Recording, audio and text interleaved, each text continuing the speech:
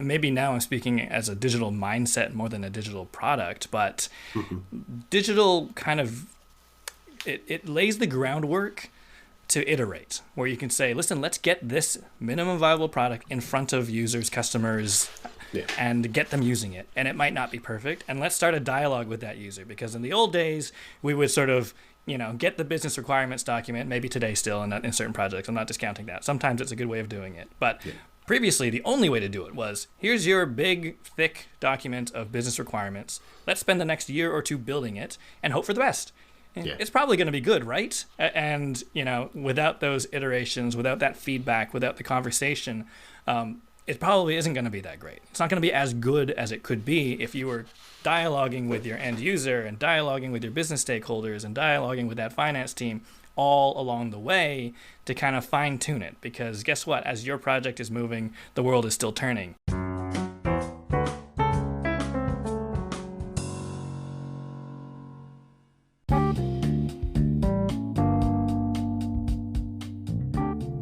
Hi, and welcome to the Sunday Lunch Project Manager podcast for Sunday, the 12th of November 2023. This is your host, Nigel Creaser, and today I've got Galen Lowe, the digital project management guy. Speak soon.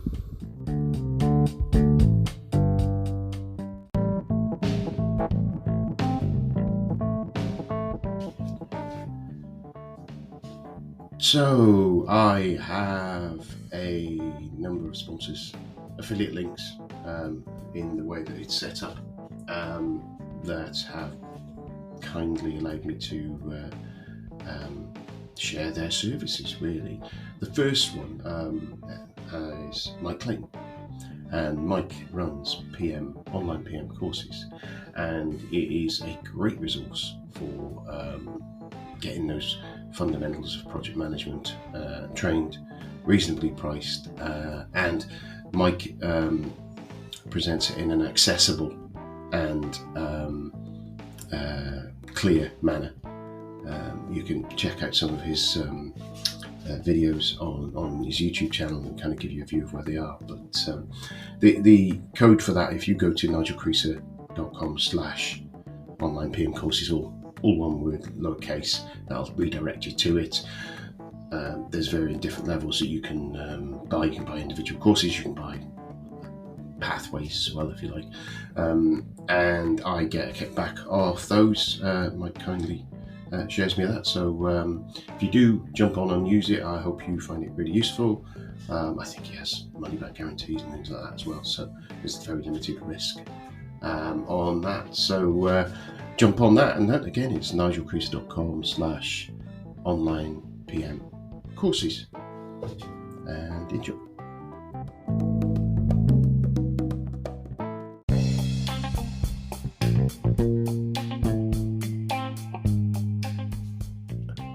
So what's been going on? Haven't done a little update like this for a while.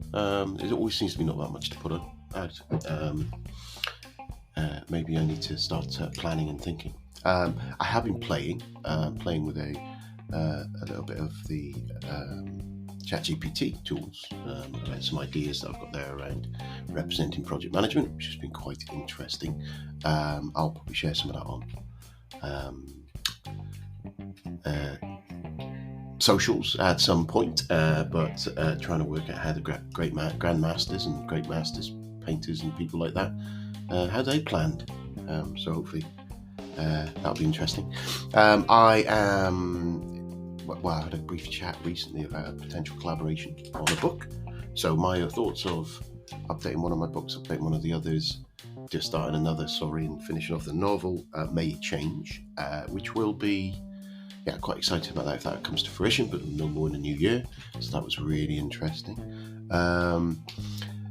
It's been International Project Management Day. Happy International Project Management Day for last week for those who were celebrated, or last week before. And I've seen that there's quite a few events on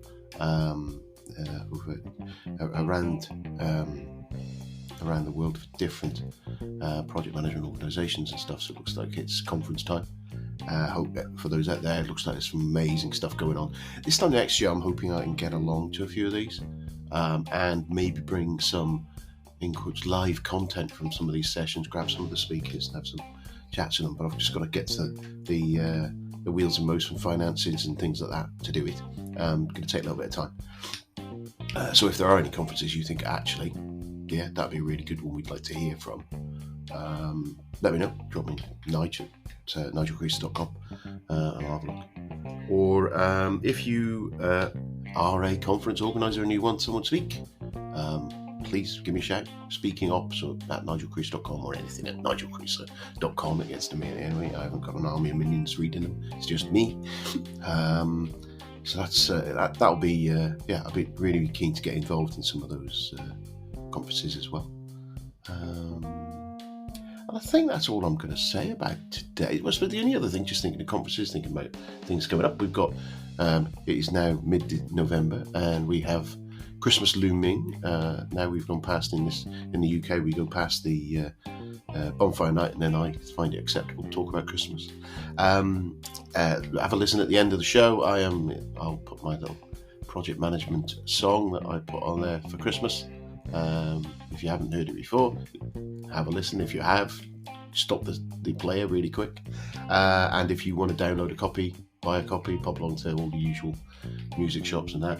And it's kind of in the same there. If you're planning for gifts for your team, any one of my books at varying different prices, you can get physical copies. Pop along to nigelcreasy.com/shop, where you could get project management sketches, which is meant to be humorous.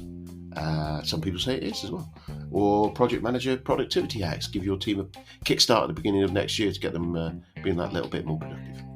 Anyway, I'll let you get on with the show and enjoy. Cheers now. Bye.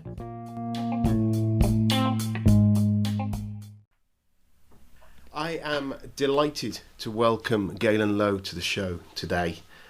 Galen is the digital project management guy. He's co-founder of the Digital Project Manager, a training community hell-bent on sharing knowledge to amplify the value of responsible project management in a digital world. Over the past decade or so, he has worked at boutique agencies and large consultancies to help shape and deliver human-centered digital transformation initiatives in government, healthcare, transit, and in retail. Today, he shares his knowledge to help professionals get skilled, get confident, and get connected so they can build a rewarding career in the digital space. Welcome to the show, Galen. Thank you for having me. Such an honor. It's an absolute pleasure. So tell us a little bit more about you, a little bit, where are you? People will pick up the accent maybe. Yeah, let's see. I'm going to give it a pause so people can guess. But I'm based in Toronto, Ontario, Canada. So, that's I've been working in sort of, as you mentioned, Canadian government, doing web applications in the agency world and in the consultancy world for a number of years. But really, I'm just about, really my shtick now is just facilitating that sharing of knowledge. And I think just to dig into that a little bit, and thank you, by the way, for such a great intro. But really, we lead a community of digital professionals, mostly digital delivery professionals, who are working on projects that involve people and pixels and code. And that, in and of itself, I think, comes along with a lot of complexity, a lot of situations that have to be dealt with in real time, and a lot of sort of nuances that are kind of unfolding at the rate of technology. And really, it's about us sharing that knowledge in real time to make sure that we are doing the right thing and making the right decisions in these really fast-paced projects where we are delivering fundamentally in the digital infrastructure. I know a lot of people are like, yeah, websites is kind of like a digital brochure. Not these days. These days, everything is a lot more plugged into the bigger business. So anyways, that's kind of the thing that gets me going, the thing that I'm passionate about, talking about that, excited to nerd out. On a personal side, you've got the video here. Most of your listeners probably have not got the video, but I've got a bunch of music gear here behind me and probably a stuffed monkey pretending to play the drums. This is my reminder of sort of my hobbies. I can get very involved in work, as I think a lot of your listeners probably can as well. This is actually a reminder for me of things that I do for my joy outside of what I do for work. And the monkey is actually my son's. I've got a 5-year-old son. We're just rocking it, having fun, and just introducing him to some of what I do, whether that's teaching or just jamming. I'm not a phenomenal musician by any stretch of the imagination. This is just kind of here as my hobby rack. Nice. Yeah, I've got. You're saying that I'm looking at a cheap guitar that I've got stuck on the wall over there, and I can see it. A couple of guitars in the corner there, and it's.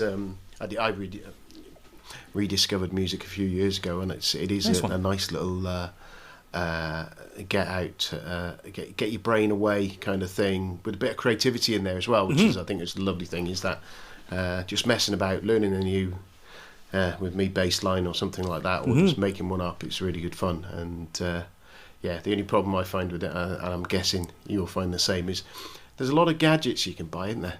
Yes. Yes, indeed. Yeah, no, that economy is a real thing. No, and I think that was one of the really interesting things, like during the pandemic. And if I really think back, I didn't know a lot about my colleagues' sort of personal life and hobbies unless they wore it on their sleeves. And then suddenly, we're on all these calls, and so many more people have an instrument in their background. And so, like, two things: one, they've chosen to put it there.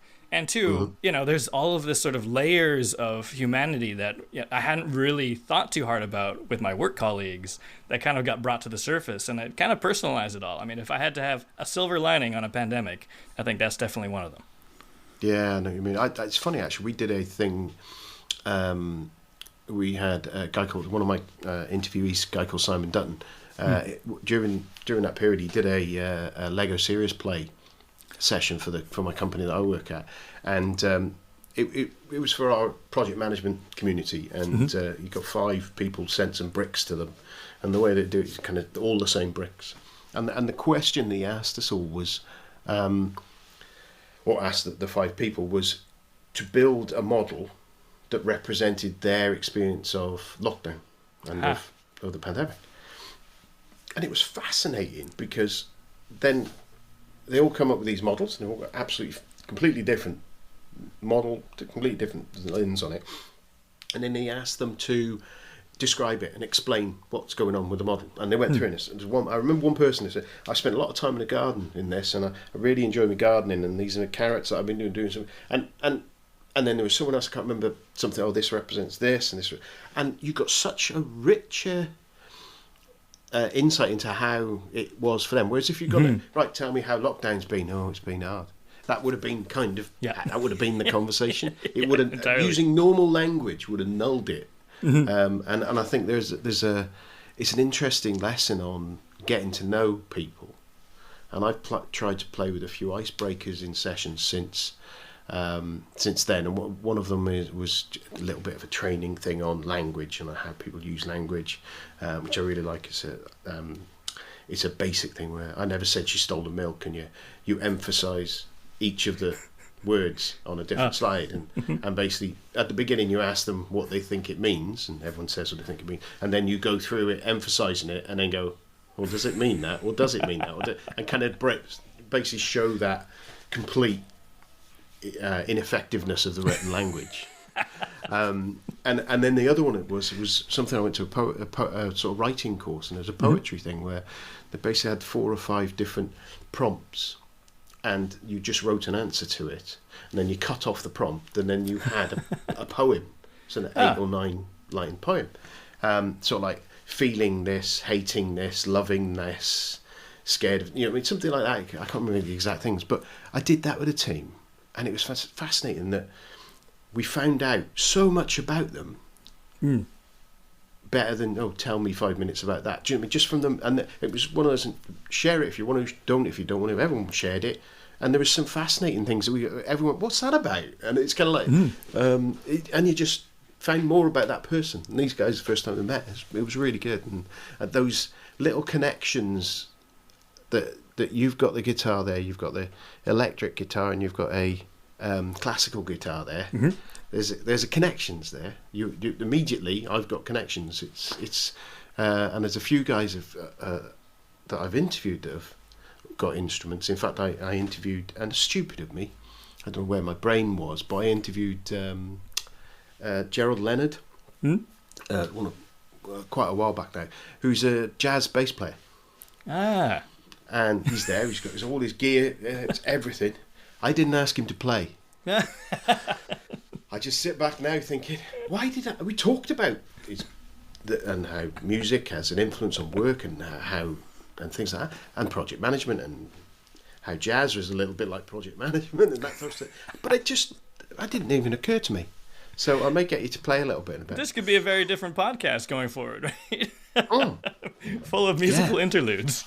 Well, yeah, and do you know what? I think it's a little bit of creativity. I've seen quite a lot of people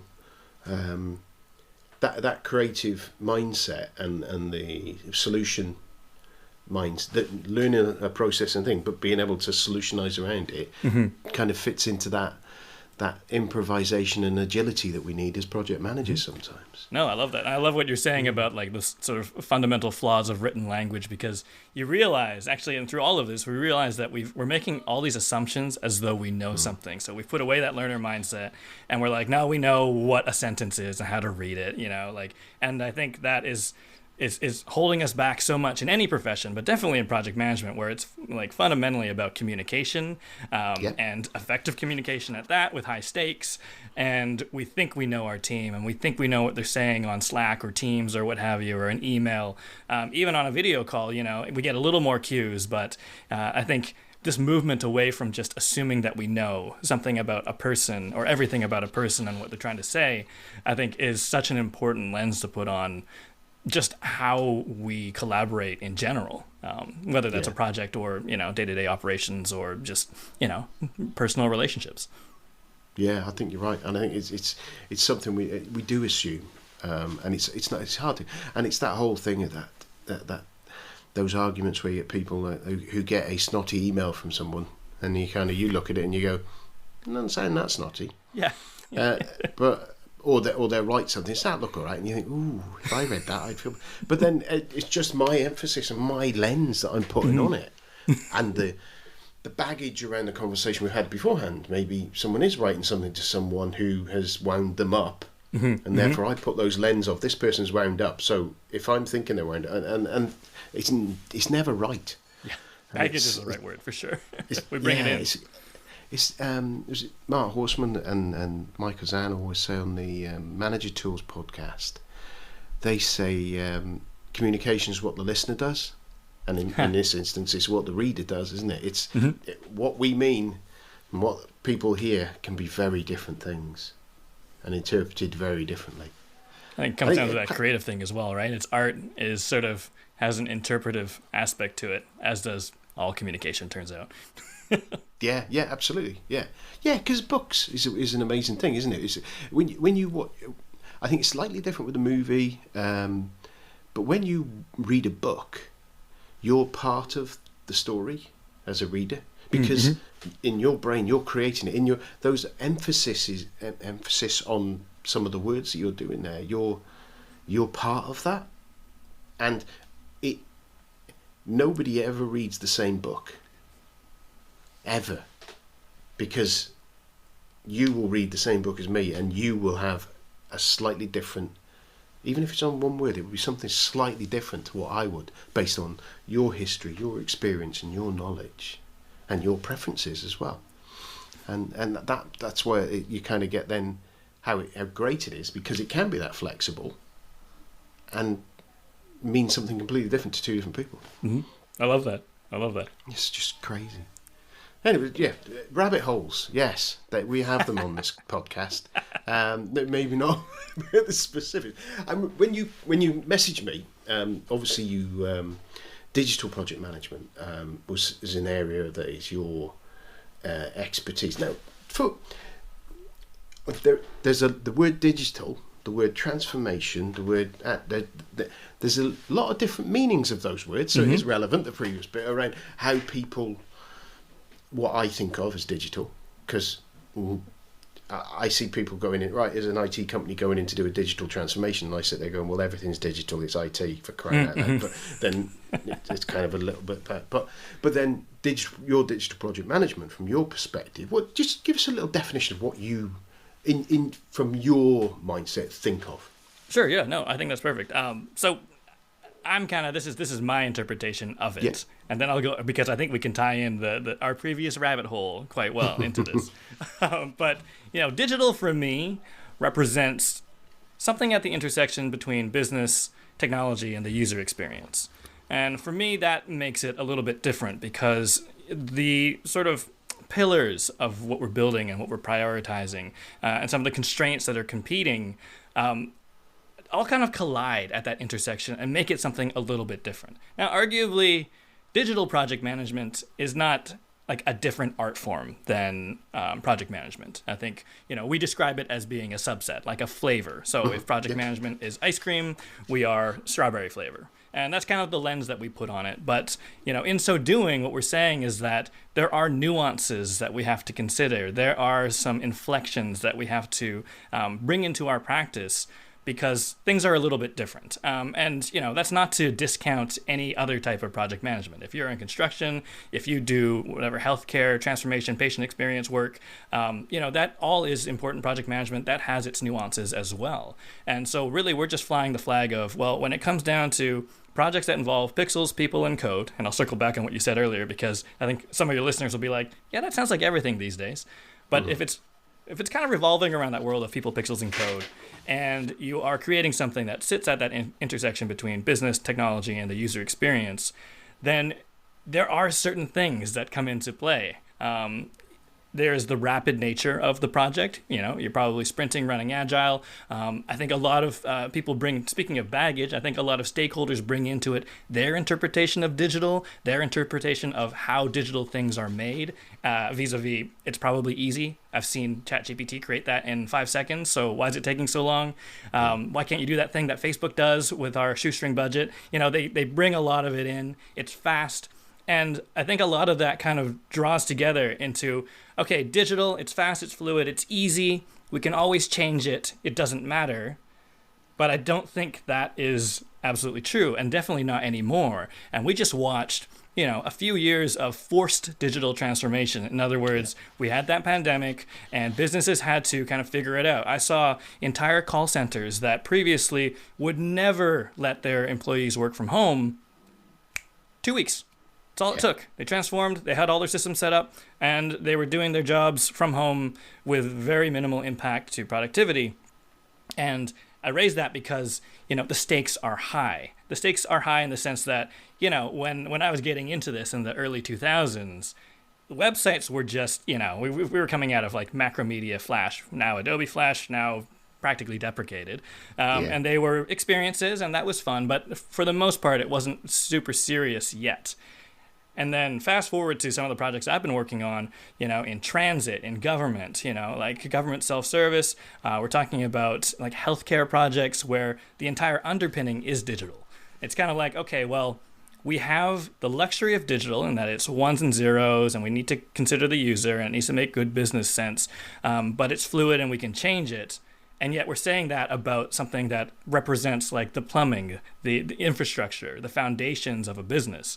And that's where that responsibility comes in, because I think I watch a lot of project managers working at digital agencies or digital teams, and they're taking requests, and it's kind of like, can you do this? And the answer is always yes, because it's digital. Then it becomes a how much, how long sort of thing. But really, when it comes down to digital, I think, there's this sort of conflicting culture of a bit of looseness, right? A lot of like agency folks were not wearing suits to work. I mean, I don't know if anyone's wearing suits to work anymore, to be honest with you. But, we were the folks, wearing jeans and a t-shirt. And, we were like building cool things.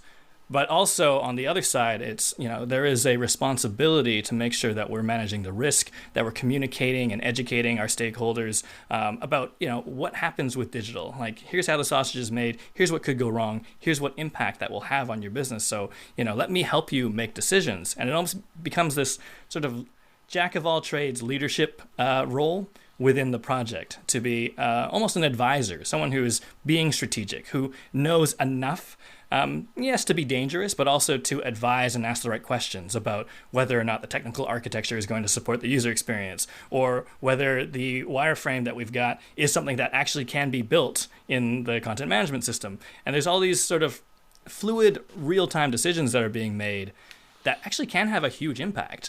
And I think it's that nuance, that's the inflection of digital project management, is that it is kind of cool and casual, but we do have to be buttoned up about it, because in this day and age, some of the decisions that get made on a project that is inherently digital can have a lot of like deep negative implications. like that impact can be quite major. Yeah, I suppose the interesting thing for me is digital in my background. Obviously, my background came from ERP systems, doing back end stuff there, and there's obviously user interaction there, and business processes and that sort of thing, through to data warehousing, that kind of thing, and an area that and then desktops and stuff like that. So my and a bit of networks. I've been around a bit. My area of lens that I've not really played with much is around those real consumers, real end user interfaces, and I'm kind of getting. And I've always looked at where you've got digital agencies. I always think of marketing businesses that are doing stuff for that kind of UI, lots of UI changes, that sort of thing, that then plug into these back end systems, but are the face of a digital business, are they really? Is that sort of interpretation right from my point of view?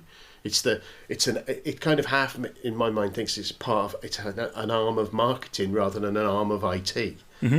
Would that be right in your interpretation? Would that I mean, here's similar? where I will take it back to our original rabbit hole, which is, there is an interpretive thing going on here as well. So I've kind of defined it, I have my definition of digital, but by no means do I think it's the one and only definition. And I think part of what's really interesting about it all is that, we are called the digital project manager. We deal, we trade in digital project management. But that digital is something that a lot of folks can come in and read and imprint their own understanding of it onto it, because at the end of the day, it still comes down to meaning the same thing, or at least having the same implication, which is that, it has to do with modern sort of project management. It has to do with modern solutions. It has to do with technology. It has to do with marketing. It has to do with like users. It has to do with interaction, and it has to do with kind of like a business lens in terms of how technology is used. And what it does in terms of like that culture of digital project management is it sort of creates that fourth wall and brings you in, right? It's like, okay, if that resonated with you, then you've probably got it right enough that let's have a conversation, like come into the community, we can share knowledge, because I do, like in our Slack workspace, like we have a lot of conversations, a lot on the human side, which is going to be relevant to anyone, anywhere, but definitely any project manager. And then we've got this layer of like sort of like the mixes of specialties that are coming together on your project team, right? Where you have a researcher, a linguist, an engineering team. You've got testers, and all of those things that come about, all of the challenges, all of the risks, all of those issues. Those can still get surfaced, no matter what your interpretation of digital was coming in. Like, we found an area where we can kind of niche down and have a conversation where we all kind of identify with what's being said. So, I mean, that's kind of like, I know I'm fence sitting a little bit, but the thing about digital project management and the digital project management community at large, and not just ours, but anywhere, is that I don't think it is exclusive. I think it's inclusive. I think if you can identify with it, come on in. And we can have a conversation where we're talking about some of these day-to-day realities, some of the human components of project management, some of just that, like the layer of education for stakeholders, and just kind of like getting people on board with whatever the project is about and those goals and that vision. And we can have a conversation about that. So I know I'm still sitting on the fence, but that's what I think is magic about it, is that, digital means different things to different people. And that doesn't mean that they've got it wrong. Yeah, absolutely. Yeah, I think that's a key thing with a lot of things that I found in my career, and whenever there's been something where there's been confusion, I always boil down to the point where I'm looking there going, right, someone has got a different definition, or I'll get confused because there's 50 different tags that people are using for the same document or the same bit of code. Someone calls it this, someone calls it that, and then you've got the official reference that you've got for it, then you've got the reference that was used to initiate it, and then the reference of the piece of code that's going to go, and depending on who you're talking to, they will be talking about the same thing. But I'm sitting there as project manager sometimes spinning, going, what? We've got 400 things, and actually, no, there's Mm-hmm. 4 things, and there's like 100 names for each of them, and it can get quite confusing. So that whole language on a project and defining language on a project and defining what you mean by something, I've found to be really important, and I battled with people to say, right, don't call it that. Yeah, here's the branding of what I call it. Yeah, this is what we're going to call it. And I've just, because then we're all using the same common language. It's like sitting there with, I'm going to use a completely different email system to you lot. Right. I'm going to use you use Slack, I'm going to use my own version. You know what I mean? As soon as you, it doesn't actually matter what it is. Right. Yes. It doesn't matter which of these tools you use, Teams, Slack, whatever. It's nice if you can. One of the things I haven't played with before now is around using Microsoft Planner and things like that, and trying to, which then can go into your to-do list in Microsoft, which can then go into your into your tasks in Outlook, which I haven't quite worked out, but I think there is a way of getting it into your calendar. Then actually, it doesn't matter who you are. You can put something on a planner board. You tag someone in it. If someone likes using Outlook, they'll have it in Outlook. If they like using To Do, they'll have it in To Do. If they like the tasks bit, their lens into the same data is always, and trying to get things to that point. I think it's really good because it reduces you've got to play to people's preferences, haven't you? But it reduces one source of the truth that everyone fights for, and there's usually 5 or 6 of those on a project. And honestly, that's it's super relevant in the digital space. We always talk about ourselves as being a bit of a translator, right, between the business and the tech folks or the dev team. There's that sort of technology business bridge.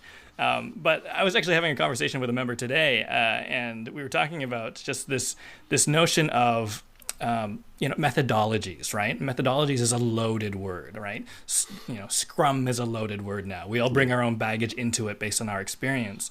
And really what it came down to is we start having these conversations about a word instead of having a conversation about what we're trying to achieve. So everyone's like, no, we can't do Scrum. We're not an agile organization, blah, blah, blah, blah, blah. Really what we're talking about is kind of what you're talking about is how do we want to work together?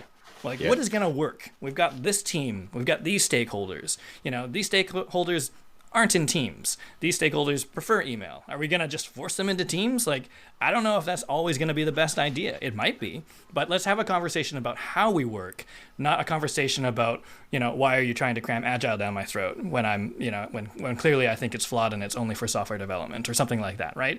We can take all of those opinions and the mythologies and the assumptions that we're making, and we can take it out of the equation, do some translation for our teams, and maybe not even word for word, but concept for concept, where it's okay, yeah, this is not strict. I mean, I've been reading all these reports, you probably have as well, that most projects don't follow one pure methodology or way of working. It's not nothing's textbook. And I think that's kind of been the underpinning for us in our community and the culture of digital project management is that, there's no text, the de facto text, there's no one way to do a thing. And I think at the rate of technology, that's kind of forced us to arrive at that conclusion far sooner, that everything we're doing is kind of what folks today would be calling a tailored or hybrid methodology.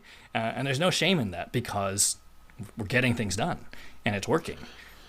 Yeah, and I think there's a lot of conflation of development methodologies and project methodologies and things like that. And you kind of people just mashing them together and saying they're the same thing, and actually you just look at what you've done before now and you look at it and I support the agile approach. I like the Scrum structure. I think it's a really nice structure to think about it and use it as a basis for doing it, and I've used it, but I've used it and I try to use the phrase that we're using agile tooling rather than methods, and in some cases you don't.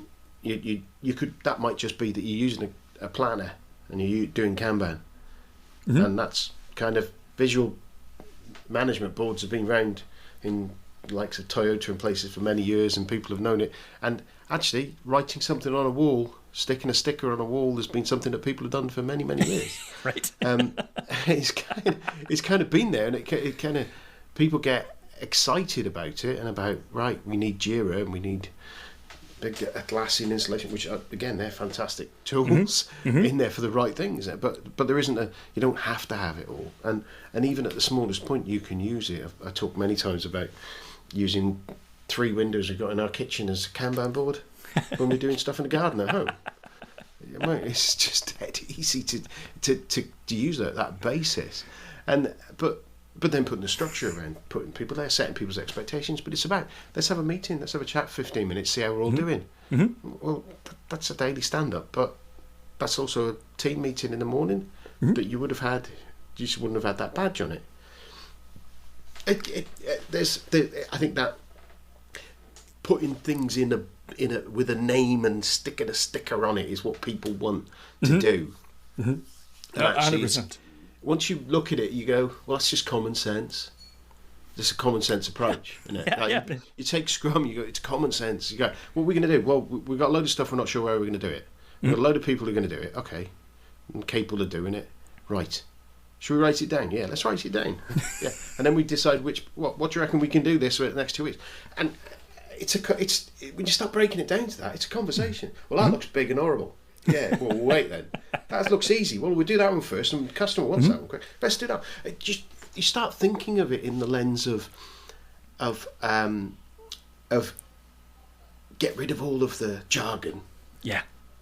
And break it down. It's a group of people working out how to get something done.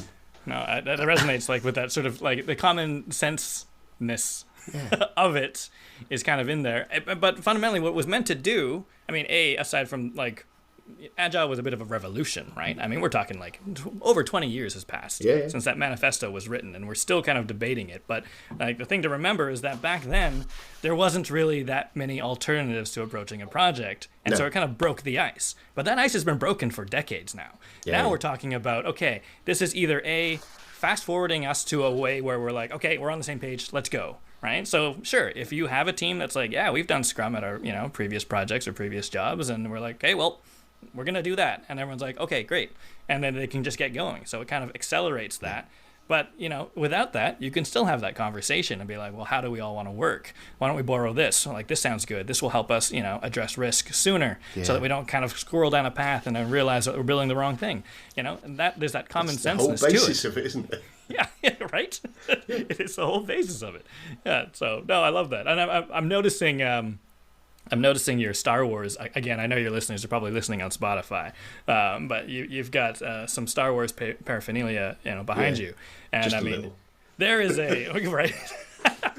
I'd like, how about that for a franchise that is divisive, right? You have everyone who's like, oh, love Star Wars or hate it, love the original trilogy or hate it, love the prequel trilogy or hate it, love the new stuff on Disney Plus or hate it, and everything in between. And and coming back to what you said earlier, everyone's kind of just imprinting that story. Can I just clarify that? You either love Star Wars or you're wrong, is my answer. Yeah. So anyway, carry on. Wasn't sure about your listeners. Didn't want to alienate anybody, but right. But I mean, I'm like thinking about it, where like these are just like collaboration, like between humans, is kind of a universal. So is stories, right? And in both situations, we're bringing baggage into it. We're making a lot of assumptions. We are interpreting that experience for ourselves, and that can create conflict. But at the same time, if we were talking about it, it can also create something even more powerful, which is just that, we can get in the same room and be like, hey, you into Star Wars? Yeah. And then we can have a conversation. Let's go, right? Like, we can start in on that. And I think that's kind of like, I know I'm blah-blah-blahing about like digital project management in my sort of definition that probably should be crisper. But isn't that kind of the spirit of it? To be like, listen, like we don't have to follow this to the letter. This is a recipe for sauce. Doesn't mean we can't alter it, right? Like if you think it needs more salt and we're on board, let's do it. And really we're focused on the outcome, the goal, the impact, like delivering value, not like I had Joe Paz, PMO Joe on my podcast a while back, and he was like, you know what? It doesn't matter how you make your pizza if it tastes bad. No one's going to be like, oh, yeah, they have that revolutionary Forno oven, and it makes bad pizza, but that process is great. Like, that's not the point. The point is, how can we facilitate this collaboration between humans to achieve a goal together? The goal is the important bit. Yeah, and we have to keep focused on that, don't we? Mm-hmm. And I know that there's and it helps us with keeping that focus and stakeholder you mentioned earlier, and again I imagine in your world your stakeholder. Well, it's the same with all of them, but I think that there is a situation where you've got stakeholders that are so wide in nature. Like if you're sitting in the project, you're delivering it. Sometimes you can sit there and you just go, right, who are my stakeholders? Well, it's the sponsor, it's the finance team that's getting it to use this. It's these people over it. That's it. But actually, when you look beyond that, there's probably more stakeholders that are going to get impacted by it, but they're not direct stakeholders. Whereas I imagine in some of the digital programs that you're with, you've got direct stakeholders that the minute you switch on that service, they're using it. They're trying to. If you're using in healthcare and government, there are real people at the end of that trying to do something important to them. In the retail, it'll be important to them as well. But I think when you look at the government and healthcare thing, it's making people's lives better or easier or safer, and those start to become. You have to think about that different can't remember the word. Anyway, mix of people. Oh, absolutely. How do you deal with that in that kind of thing when you're doing? I don't know. You're putting out a bot or a web page or I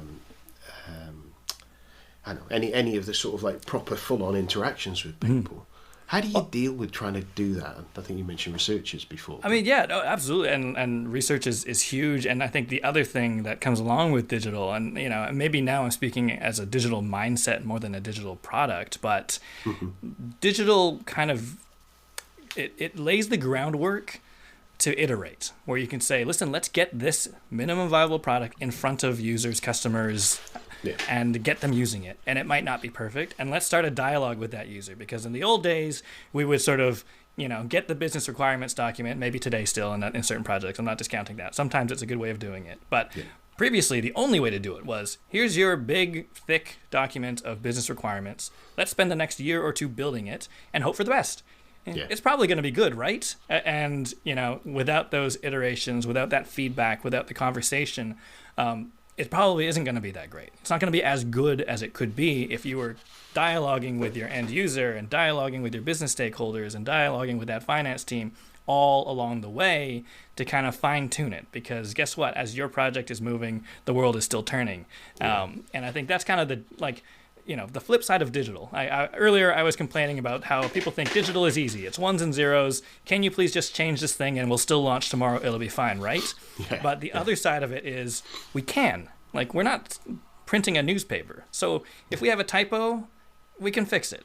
And if someone's like, hey, we should have thought of this, or users are complaining about this, well, we can fix that too. And then it becomes this dialogue. And digital is a dialogue. It is a collaboration. It is that fluidity of a product that is alive, that is something that can change, that is something that is not fixed and is not just done ever. And I think that kind of plays into the whole mindset. And if you're a project manager working in digital, then that's kind of your responsibility to bring into the fray, is that, listen, let's shed some of these assumptions that we have about how things ought to be done, or what the book says, or what we were asked to do in the first place, and start embracing some of that ambiguity and change, and being the leader of that change, and being the advisor of that change, and just having that instinct and judgment to understand how to navigate around all the obstacles to still hit the goal, even if that goal doesn't reflect the whatever scope that you were originally asked to deliver. What I mean is deliver on the goal, not the list of things that you've been asked to do. And that takes a bit of courage.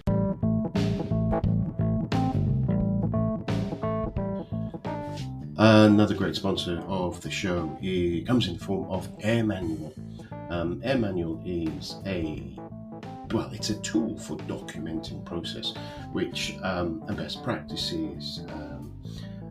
It's it's a company formed by a guy, one of my interviewees, Alexis Kingsbury. Essentially, and I kind of summarised why my view of where we see documentation and my experience has been. People will document something, a process, they'll put it in a Visio diagram that gets loaded onto a SharePoint site or something similar, and then a bunch of that. So then once that diagram's been shared with senior management, they're happy they have a process in the business. But then the detailed procedures underneath it might be in Word documents, in just poorly kept and not linked easily and not updated. And what AirManual does, it allows you to put in it's a tool for doing this kind of thing. You whack it in, the service in there, get in there, put in your process, your flow, and you build it down to as low a level of detail, even to the point of checklists where people can check off they've done it. So it creates that guided checklists, easy to create, easy to maintain, and all in one place. And no one's kind of rooting around to find the SharePoint, and then when you change to new SharePoint services and all that stuff, it's all there. So if you pop along to nigelcreaser.com/airmanual, there's a bit more detail there and a link there to click on to go and get. I think they offer a trial and things like that. So it's something that I think can easily reduce the amount of errors, rework, etc. within our organisation. So take a look.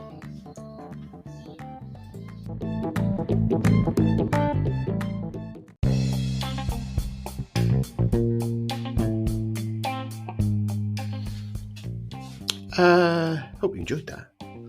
But you're thinking, I wonder what the next bit's going to be. Yeah, it's frustrating, isn't it?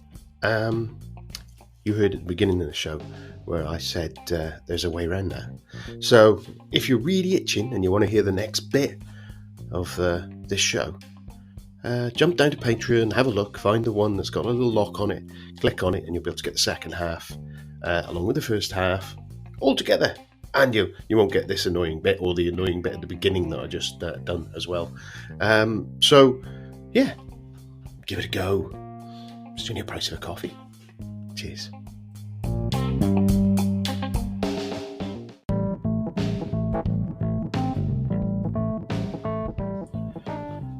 My latest, the latest affiliate that I've got on the show now is Riverside. I use Riverside to do my interviews, Riverside FM. It kind of offers you a whole, if you like, micro studio management producer tooling and goes beyond that.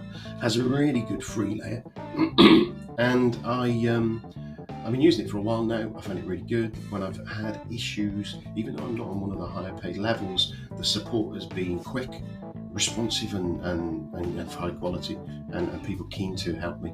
The organisation seems really good. The product seems really intuitive, and quality is really good as well. And it's a clever way of doing it is when you're recording through your browsers, so you've not got loads of desktop resources being used compared to some other products that I've used.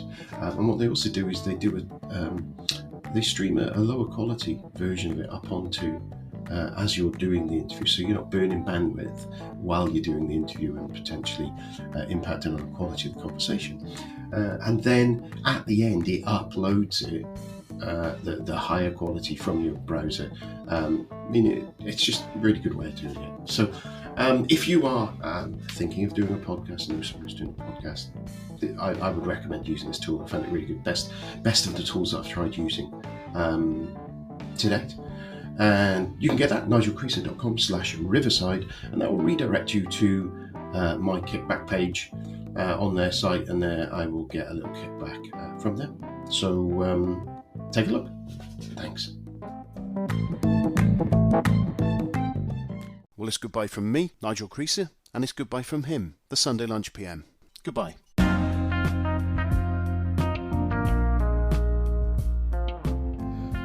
Well, I hope you enjoyed that interview with Galen. Come back in the next couple of weeks. I've got another fantastic guest.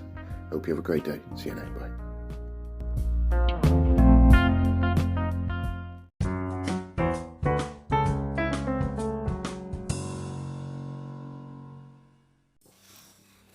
On the 5th day of the project, my sponsor gave to me calling clients, 3 full sprints, 2 backlog items, and a fictional benefits case. On the 6th day of the project, my sponsor gave to me 6 scopes of creeping. 4 calling clients, 3 full sprints, 2 backlog items, and a fictional benefits case.